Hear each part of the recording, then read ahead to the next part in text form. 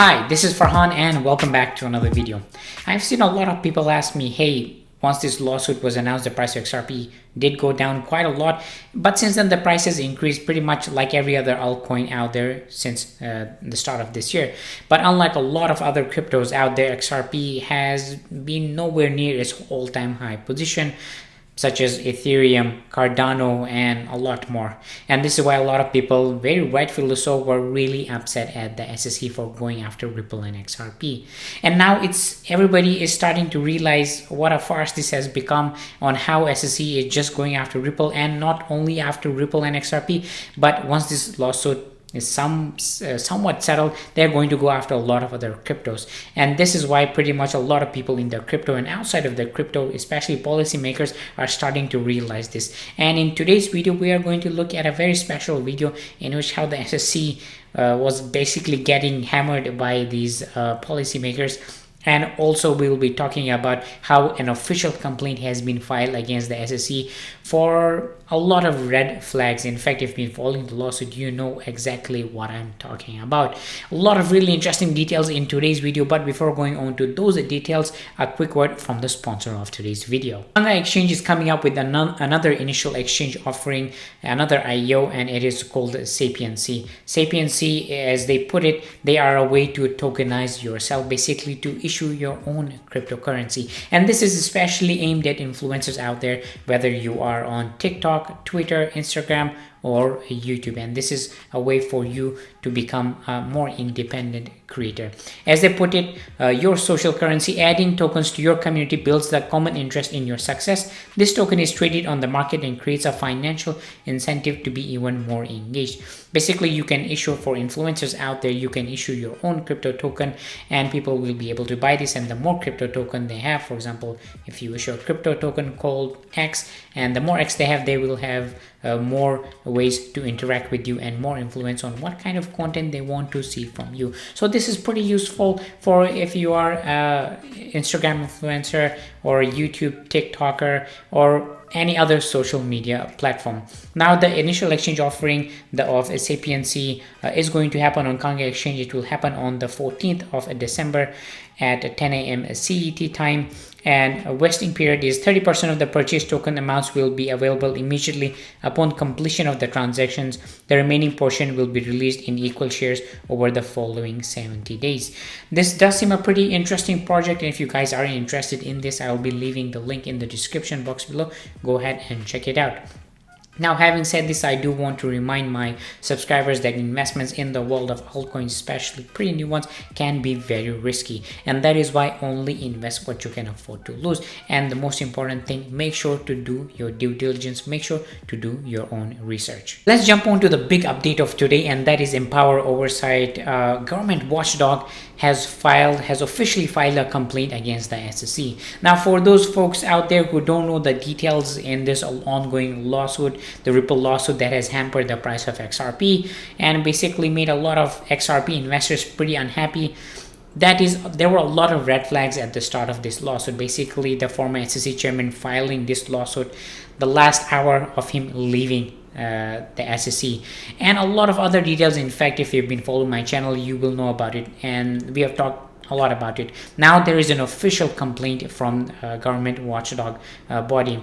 Now this complaint is around 32 pages long, and if you guys are interested, I will be linking it in the description box below. But the paragraph 2 pretty much sums up the entire complaint. It says, the records at the issue in this case concern political conflicts of interest by former high-level officials at the SEC related to cryptocurrencies, in particular the circumstances of certain former SEC officials' declarations of whether particular cryptocurrencies constitute securities and thus are subject to SEC regulations, raise significant questions regarding potential conflicts of interest. Now, this is absolutely correct. Back in 2018, there was a speech from former SEC finance director who said that, hey, Ether is not a crypto, Ether is not a security, so is Bitcoin. They both are non-securities. That was the official statement from the SEC for quite many years, but now they're coming out, and if you've been following updates in the recent weeks, they've been coming out and saying that, hey, that was not the official statements. And there were so many other red flags in this ongoing lawsuit that at the start a lot of people are saying that, hey, this entire lawsuit should be pretty much dismissed. But as you know, that did not happen. But the good thing coming out of this lawsuit is we are going to get good clarity from this. And the most important thing, which at the start, which a lot of people didn't seem to realize, that is basically Ripple didn't really have a strong hand at the start. But now, as we have moved forward in this ongoing lawsuit, Ripple is coming out to be the stronger entity here. And this is why so many people, we are somewhat biased in the Ripple and XRP community, are saying that, hey, Ripple is going to win this lawsuit. But having said that, I do want to remind you guys that there is still, the SEC is a pretty big government entity, and they have been winning pretty much every lawsuit so far. And this is why betting against the SEC can be very dangerous. But overall, things are looking pretty good in this ongoing lawsuit. And regarding the expert discovery, the end of expert discovery is going to be in the second week of January. And from that time onwards, we are going to get a lot of really interesting details. Now, let's look at one of the most satisfying videos of the week. Well, personally, it was very good, very nice for me to look at this video. This was regarding a question in the congressional hearing which we had this week in the United States. This was related to cryptocurrencies, and in that they basically had quite a few words regarding the current SEC chairman Gary Gensler and how they are using enforcement to go after cryptos. I think this is one of the most satisfying videos you will see, and especially the examples given. So let's take a look.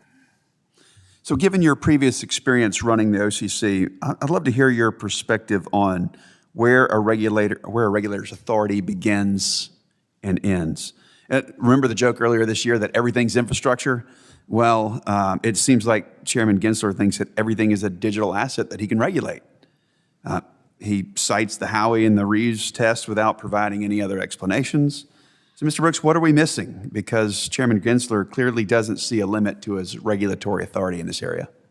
Well, Congressman, one thing I learned running my little agency is that the U.S., and this is not specific to crypto, the U.S. is sort of unique among the developed countries in our fragmented approach to regulation. So when I hear people talk about the idea that we need one regulator for crypto, I would say we should first have one regulator for banks, but we have 3 of them. Or if you're an investment bank, 5 of them. So that's inherent in the system that we've got. What I say to that is the last thing we need to do is add another regulator to a system that's already got dozens of regulators. What we need to do instead is have parity for crypto activity along with traditional finance. If I'm a crypto lending platform, I should probably be regulated by the FDIC. If I'm a crypto trading platform, I should probably be regulated by the CFTC and SEC.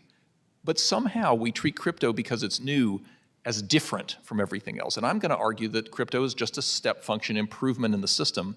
We already have a regulatory system. The laws are super clear how it works. But there's something about crypto that scares people. I don't know what it is. Maybe it's just because it's new. But I remember in my banking law class when banks were first allowed to use computers to keep ledgers, people sued over that at the time. I remember when I was a second-year lawyer and we got email, and the ABA said lawyers couldn't use email because it would travel over this mysterious network of computers. These all seem ridiculous today, but it seems like we haven't really learned the underlying lesson, which is technology usually advances human flourishing. We have a regulatory system. Let's use it. This was one of the best answers regarding what's going on with the SEC, and the examples that Mr. Brooks gave here were pretty much on point. One of the biggest things that the SEC is fearing here is that just because it's new, it doesn't mean it's bad. And this is why so many people at this point, they pretty much hate the SEC. Well guys, that was the video for today. Let me know what are your thoughts regarding this and pretty much the very satisfying video we just saw. Leave all the comments in the comment section below. And if you're new to my channel, consider subscribing because there are some very big updates coming in the future. More details about them in the coming videos. Well guys, thank you for watching, and as always, I will see you next time.